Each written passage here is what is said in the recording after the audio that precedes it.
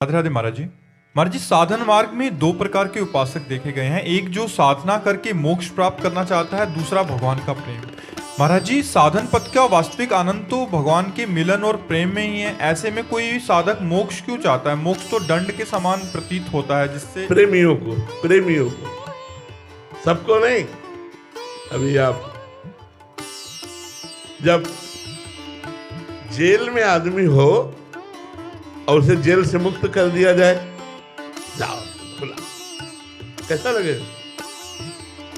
बाहर आकर के एकदम जब खुली हवा में ऐसे एकदम मस्त हो जाएगा कि नहीं? जब काम क्रोध लोभ मोह मद मत्सर जन्म मरण दुख सुख चिंता भय सुख लाभ हानि निंदा स्तुति मान अपमान सबसे मुक्त हो गया, वो कितने आनंद में होगा, अखंड आनंद।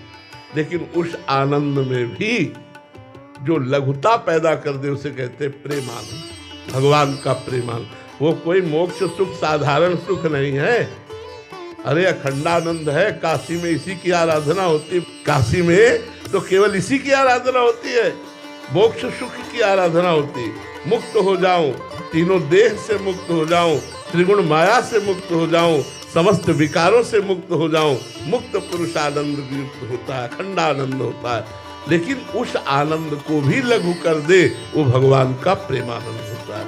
जो भगवान से प्रेम करते हैं वो मोक्ष सुख भी नहीं चाहते हैं।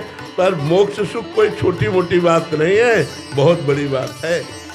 मोक्ष सुख बहुत बड़ी क्षमता है, बहुत बड़ी आध्यात्मिक ऊंचाई है, कोई साधारण बात नहीं। मोक्ष हो जाना बहुत ऊंचाई की बात है, और मोक्ष से भी ऊंची बात है प्रेम, भगवत प्रेम हो जाना।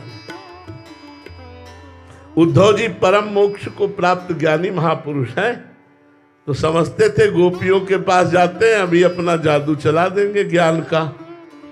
लेकिन उनको क्या पता कि प्रेम का जादू ज्ञान के ऊपर चल जाता है। वो सोच रहे थे ज्ञान का जादू हम उनके ऊपर चला देंगे। और जब आए और आंसुओं को देखा और श्री कृष्ण प्रेम में मतवाली गोपी जनों की चरण रज में बैठे, और जब उनसे बात हुई तब उनको लगा ठगा गया, तब उनको लगा ठगा गया। आज तक श्री कृष्ण ने मुझे ठग लिया, जो श्री कृष्ण ने गोपियों को दिया वो मुझे क्यों नहीं दिया? श्री कृष्ण ने मुझे ठग लिया, श्री कृष्ण ने इनको निहाल किया। तभी कहा कि मैं वृंदावन की कोई लता गुलमौषधि बन जाऊं, जिससे इन भगवत प्रेमी गोपिकाओं की चरण रज पड़े और यत्किंचित मेरे हृदय में प्रेम जागरण हो जाए। जब प्रेम का परिचय उद्धव को मिला तो लगा ठगा गया, ज्ञान और मोक्ष देकर ठगा गया। वास्तविक सुख तो प्रेम में है, वो गोपियों के पास आकर पता चला। कर्नल प्रताप सिंह जी रेवाड़ी। राधे राधे महाराज जी। गुरुजी, हमें खुद को और दूसरों को माफ करने के बारे में कैसे नजरिया रखना चाहिए? खुद को माफ करना है या दूसरों को माफ करना? वैसे खुद को तो बहुत लोग माफ ही कर रहे हैं, खुद को तो सभी माफ कर रहे हैं, दूसरों को माफ करें तो बहादुरी की बात है। हमें लगता है खुद को माफ नहीं करना चाहिए और दूसरों को माफ कर देना चाहिए। छोटी सी छोटी गलती में अपने को शासन में लेना चाहिए, जिससे हम अधर्म आचरण से मुक्त हो जाएंगे। अगर हम अपने को माफ करते रहे, वैसे सभी अपने को माफ कर रहे हैं, देख लो सब अपने को ही माफ कर रहे हैं, दूसरे की जरा सी गलती में वो अंगुली उठा दी जाएगी। वो अपनी ढेर सारी गलतियां हैं, उनको चुपचाप गुप्त रख लिया, उनको माफ कर दिया, उनको क्षमा कर दिया। हमें लगता है परमार्थ का पथिक अपनी गलतियों को क्षमा नहीं करता, उसका प्रायश्चित करता है और दूसरों के बड़े से बड़े अपराध को क्षमा कर देता है। क्षमावान ही परमार्थ का पथिक है। तो दूसरों में भगवत भाव करने से हमारे अंदर क्षमा भाव आ जाएगा। दूसरों को क्षमा करने की भावना हमारे अंदर तब बढ़ेगी जब सब में भगवान को देखेंगे। ये भगवान से प्रेरित होकर मुझे गाली दे रहा है, इसका बेचारे का क्या दोष?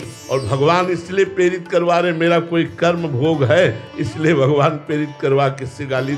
अगर हम भगवत भाव से युक्त रहेंगे तो हम क्षमावान बनेंगे। और अपने से अगर कोई अपराध बन रहा है तो उसका उपवास के द्वारा, परिक्रमा के द्वारा, नाम जप के द्वारा हम प्रायश्चित करें, उसे क्षमा न करें, उस पाप को प्रायश्चित के द्वारा भस्म करें। जरा जरा सी संपत्ति में भाई भाई को मारे डाल रहा है, पुत्र पिता को मारे डाल, ये तो अज्ञान का खेल चल रहा है। ऐसा कोई आध्यात्मिक थोड़ी है। अध्यात्मवान पुरुष क्षमावान, अद्वेष्टा सर्वभूतानां, मैत्रः करुण एव च, निर्ममो निरहंकारा, सम दुखा सुखा क्षमी। भगवान कह रहे क्षमी, क्षमावान। क्षमावान मेरा बड़ा प्रिय भक्त होता है, सुख दुख में समान भाव रखने वाला मेरा प्रिय भक्त होता है, जो किसी में दोष दर्शन नहीं करता, सब में करुणा करता है लेकिन ममता नहीं करता, सब पर परोपकार की भावना रखता है लेकिन अहंकार नहीं करता, ऐसा भक्त मुझे परम प्रिय है। तो भगवान का भक्त होना और संसारिक ये तो अलग बात है।